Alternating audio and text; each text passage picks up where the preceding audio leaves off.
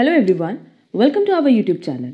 हमारा आज का सेशन अगेन न्यूमेरिकल सेशन पे है, जहां हम लोग कुछ और न्यूमेरिकल्स डिस्कस करेंगे related to properties based on properties of regression coefficient. वैसे तो लास्ट क्लास में हमने 3 न्यूमेरिकल कराया था और वो 3 न्यूमेरिकल मोर देन सफिशिएंट है। उसी पैटर्न पे आप देखोगे ना तो एग्जाम में भी आपको क्वेश्चंस मिलेंगे। बट इस पैटर्न पे जो क्वेश्चन आते हैं एग्जाम में, उसमें हमने देखा है कि मैक्सिमम स्टूडेंट्स को प्रॉब्लम होती है ये कैलकुलेट करने में कि कौन सा इक्वेशन y ऑन x है और कौन सा x ऑन y है। तो लास्ट क्लास में देखो हमने ये चीज़ मेंशन भी की कि अगर आपको सारी प्रॉपर्टीज याद है तो बहुत ही इजीली आप ये कैलकुलेट कर पाओगे। तो चलो फिर जल्दी से आज अपना सेशन स्टार्ट करते हैं, जहाँ कुछ और क्वेश्चंस पे हम लोग प्रैक्टिस करने वाले हैं। अच्छा, बीच के जो भी एग्जाम्पल्स हमने स्किप कराए हैं वो अलग अलग टॉपिक से रिलेटेड है, तो जब सारे टॉपिक्स कवर हो जाएंगे तो वो क्वेश्चन भी हम कवर कर लेंगे। हमारे पास नेक्स्ट क्वेश्चन है, in a partially destroyed record the following data are available. हमारे पास डेटा क्या दिया है, x का वेरिएंस दिया हुआ है 25, x ऑन y का इक्वेशन दिया है एंड y ऑन x का इक्वेशन दिया है। देखो जब क्वेश्चन में मेंशन है ना कि कौन सा x ऑन y और कौन सा y ऑन x है, तब आपको उसको कैलकुलेट करने की ज़रूरत नहीं है। हमें क्या फाइंड आउट करना है, mean values of x and y, coefficient of correlation between x and y that is rxy calculate करना है and standard deviation of y निकालना है। बहुत ही ईजिली ये कैलकुलेट हो सकता है with the help of regression coefficient, that is with the help of bxy and byx। सबसे पहला जो हमसे क्वेश्चन में डिमांड किया है वो है mean of x and mean of y। तो ये हमने लास्ट क्लास में भी बताया था कि जैसा कि हमारे पास अगर दो इक्वेशन इस तरीके से दिया हुआ है और मीन की क्या प्रॉपर्टी थी कि वो ओरिजिन से भी अफेक्ट होता है एज वेल एज स्केल से भी अफेक्ट होता है। तो आप ये मान लो कि ये जो x दिया है ये मीन ऑफ x है और ये जो y दिया है ये मीन ऑफ y है। क्लियर? अब सिंपली क्या करो कि फर्स्ट इक्वेशन को 45 से मल्टीप्लाई कर दो, तो 45 से मल्टीप्लाई करते ही y की वैल्यू कट जाएगी। ये हो जाएगा 225x माइनस 45y, मीन ले रहे हैं, इज इक्वल टू 990। ये फर्स्ट इक्वेशन था, ये सेकंड है और ये थर्ड है। अब हम क्या करेंगे, सेकंड और थर्ड को सबट्रैक्ट कर दें, ये माइनस हो जाएगा, माइनस माइनस प्लस माइनस, ये कटेगा और वैल्यू क्या बची, minus 161 mean is equal to minus 99966, ये कट गया। अब जब आप मीन की वैल्यू निकालोगे ना, मीन x की, तो वैल्यू आएगी 6। क्लियर? अब मीन x की वैल्यू अगर 6 आ गई तो उसको फर्स्ट इक्वेशन में रख करके मीन y की वैल्यू निकाल लेंगे।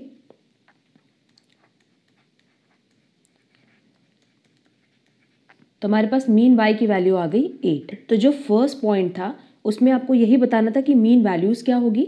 तो मीन x की वैल्यू आई हमारी 6 एंड मीन y की वैल्यू आ गई 8। क्लियर? अब यहाँ देखो इस क्वेश्चन में सेकंड पॉइंट बहुत इजी पूछा है, कह रहा है कि आपको कोएफिशिएंट कोरिलेशन निकालना है बिटवीन x एंड y। तो इसका एक फॉर्मूला याद होगा जो कि हमने प्रॉपर्टीज में ही बताया था, under root bxy multiply by byx। अब क्या हम bxy और byx कैलकुलेट कर सकते हैं? हाँ कर सकते हैं। क्यों? क्योंकि हमारे पास जो पहला इक्वेशन दिया था 5x minus y is equal to 22, लिखा ये x ऑन y है, तो ये हो जाएगा 5x is equal to 22 plus y और x is equal to 22/5 plus 1/5y। और जो हमने कॉन्सेप्ट बताया x ऑन y में, क्योंकि ओरिजिन से अफेक्ट होता नहीं है तो स्केल क्या है 1/5y, और 1/5 किसको डिनोट करा है, bxy को। क्लियर? ऐसे ही byx भी निकाल लेंगे। तो y ऑन x का इक्वेशन दिया हुआ है 64x minus 45y is equal to 24, और ये हो जाएगा 64x minus 24 is equal to 45y और y is equal to 64 divided by 45x minus 24 divided by 45। आगे जब आप लोग प्रैक्टिस करने लगोगे तो आप लोग की इतनी प्रैक्टिस हो जाएगी कि ये लिखने की ही ज़रूरत नहीं पड़ेगी, क्योंकि एग्जाम में तो MCQs आएगा, एग्जाम में ऐसे डिटेल क्वेश्चंस तो आते नहीं हैं। क्लियर? और ये वैल्यू मेरे पास क्या हो गई, 64 डिवाइडेड बाय 45, ये हो गई byx। तो r की वैल्यू सिंपली क्या हो जाएगी, 1/5 मल्टीप्लाई बाय 64 डिवाइडेड बाय 45। और जब आप इसको फर्दर सॉल्व करोगे ना तो आंसर आएगा 8/15। यही हमें कैलकुलेट करना था, हमने बता दिया कि r की वैल्यू आएगी 8/15। क्लियर?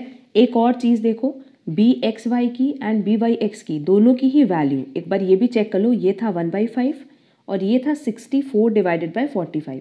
तो एक वैल्यू अगर 1 से कम है तो एक वैल्यू 1 से ज़्यादा हो सकती है, दोनों पॉजिटिव है, इसीलिए आर भी क्या होगा, पॉजिटिव। एंड थर्ड पॉइंट में हमसे पूछा था स्टैंडर्ड डेविएशन ऑफ वाई। अच्छा, क्वेश्चन में हमारे पास वेरिएंस ऑफ एक्स दिया है 25, तो इससे हम स्टैंडर्ड डेविएशन ऑफ एक्स निकाल सकते हैं। सिंपली अंडर रूट कर देंगे 25 को, तो आ जाएगा 5। अब देखो, कोई भी कोएफिशिएंट से हम कैलकुलेट कर सकते हैं। बी एक्स वाई की वैल्यू क्या होती है, r standard deviation x divided by standard deviation y. क्या हमने बी एक्स वाई कैलकुलेट किया है, हाँ 1/5। क्या हमने आर कैलकुलेट किया, हाँ 8 डिवाइडेड बाय 15। और स्टैंडर्ड डेविएशन ऑफ एक्स दिया हुआ है, तो स्टैंडर्ड डेविएशन ऑफ वाई निकाल लेंगे। क्लियर, सीधे सीधे क्रॉस मल्टीप्लिकेशन करेंगे तो आएगा standard deviation y is equal to 8 multiply by 5 divided by 3 और 40 डिवाइडेड बाय 3। आप चाहो तो इसको फर्दर सॉल्व करो, चाहो तो मत करो, यही वैल्यू रखो। इसको फर्दर सॉल्व करने पे वैल्यू आएगी 13.33। तो जैसा ऑप्शन में आंसर दिया रहेगा, अगर ऑप्शन में 40/3 दिया है तो वेल एंड गुड है, अदरवाइज उसको फर्दर सॉल्व करके आंसर निकाल सकते हैं 13.33। अच्छा, आप कुछ स्टूडेंट्स बोलेंगे कि मैम क्या ये बी एक्स वाई से ही निकलेगा? नहीं, ये बी वाई एक्स से भी निकल सकता था। बी वाई एक्स का फॉर्मूला क्या है, r standard deviation y divided by standard deviation x.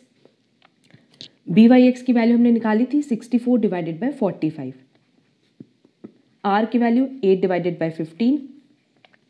Standard deviation हमें फाइंड आउट करना है और स्टैंडर्ड डेविएशन एक्स क्या है, 5। बस अब क्रॉस मल्टीप्लाई कर दो।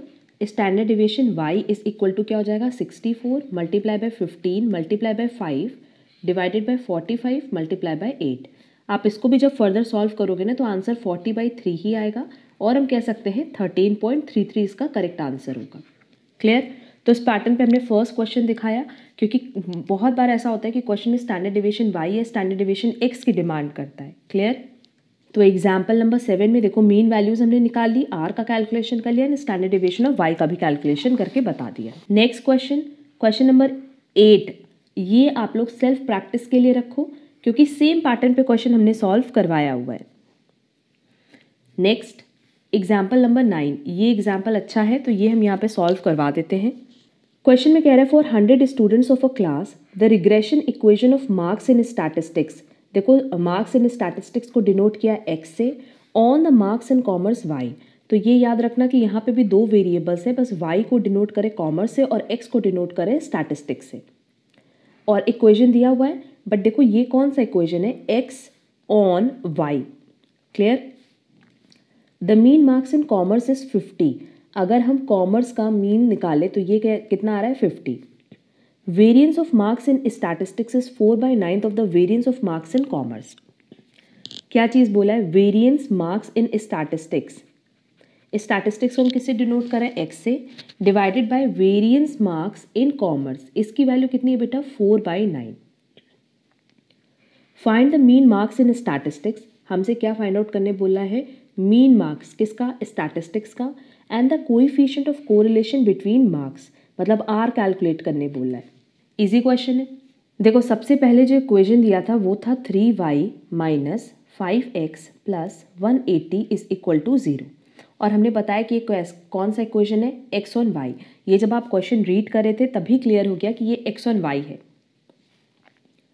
तो ये हो जाएगा 3y plus 180 is equal to 5x, और क्योंकि हमें क्वेश्चन में क्या निकालना है, मीन x निकालना है, सिंपली हम क्या मान लें कि ये भी मीन है, ये भी मीन है। मीन y की वैल्यू ऑलरेडी गिवन है क्वेश्चन में 50, तो 3 multiply by 50 plus 180 is equal to 5 mean of x। इसको सॉल्व करके आएगा 5 mean of x is equal to 330, और जब हम मीन x की वैल्यू निकालेंगे तो ये आ जाएगी 66। क्लियर, क्वेश्चन में हमसे फर्स्ट डिमांड इसी की किया था, मीन मार्क्स इन स्टैटिस्टिक्स की, तो वो हमने निकाल दिया 66। अब सेकंड, क्योंकि हमसे क्वेश्चन में आर का कैलकुलेशन बोला है, तो अब आर के कैलकुलेशन के लिए हम कैसे कैलकुलेट कर सकते हैं, b x y is equal to r standard deviation x divided by standard deviation of y. अब आप बोलोगे कि मैम आपने बी एक्स वाई क्यों लिया, बी वाई एक्स क्यों नहीं लिया, क्योंकि हमारे पास क्वेश्चन में एक्स ऑन वाई का इक्वेशन दिया है। तो क्या हम एक्स ऑन वाई से बी एक्स वाई निकाल सकते हैं, हाँ निकाल सकते हैं। सबसे पहला स्टेप हम वही करके बता रहे हैं, 3y + 180 is equal to 5x और x इज इक्वल टू क्या हो जाएगा 3/5y। आगे हम नहीं लिख रहे, क्यों? क्योंकि मेरे लिए यही रेलेवेंट पॉइंट है। ठीक है, तो ये क्या हो गया 3/5 bxy। अच्छा, क्वेश्चन में एक और चीज़ हमारे पास दी हुई थी, variance marks in statistics divided by variance marks in commerce. ये कितना दिया हुआ था 4/9। तो हम ये कह सकते हैं कि standard division of x divided by standard division of y कितना हो जाएगा √4/9। क्लियर? तो इसकी वैल्यू हमने कैलकुलेट करी 3/5। r का कैलकुलेशन हमें करना ही है क्वेश्चन में, और इसकी वैल्यू भी हमने निकाली √4/9। और जब हम इसको फर्दर सॉल्व करेंगे तो ये आ जाएगा 2/3। ये जाएगा 9 इज इक्वल टू 10r और r is equal to 0.9। Clear? और ये प्लस 0.9 होगा, क्यों? क्योंकि bxy की वैल्यू किस में आई है? पॉजिटिव आई है। अगर bxy की वैल्यू पॉजिटिव है तो बट ऑफ r की वैल्यू भी क्या होगी? पॉजिटिव। तो होपफुली ये क्वेश्चन आप लोगों को प्रॉपर्ली समझ आया होगा। और इस क्वेश्चन में हमसे सबसे पहले देखो मीन मार्क्स एंड स्टैटिस्टिक्स पूछा है। तो अगर आप लोगों को कॉन्सेप्ट क्लियर होगा रिग्रेशन का, तो आप लोगों को समझ में आ गया होगा कि हमेशा हमारे पास क्वेश्चन में 2 वेरिएबल की बात करेगा, और सबसे पहले आप ये समझ लेना कि किस वेरिएबल के बारे में पूछ रहा है क्वेश्चन में। Clear? Next, the equation of the regression line between 2 variables are expressed this and this, find mean of x and mean of y। अब तो सिंपली आप लोग मीन की वैल्यू बहुत ही ईजिली कैलकुलेट कर सकते हो। रिग्रेशन कोएफिशिएंट मतलब bxy एंड byx कैलकुलेट करने बोला है, and lastly the correlation coefficient between x and y that is rxy। अब देखो इस क्वेश्चन में हमारे पास ये नहीं बताया है कि कौन सा इक्वेशन x ऑन y है और कौन सा y ऑन x है, तो वही फाइंड आउट करना होगा।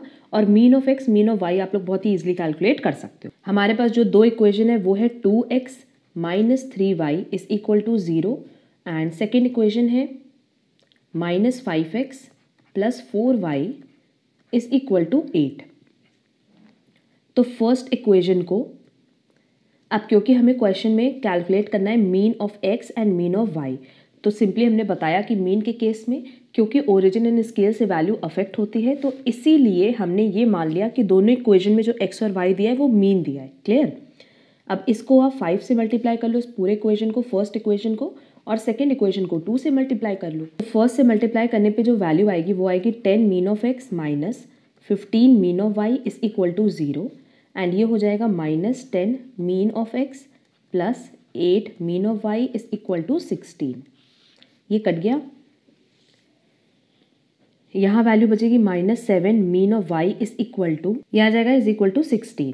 तो मीन ऑफ y की वैल्यू कितनी आ गई? -16 डिवाइडेड बाय 7।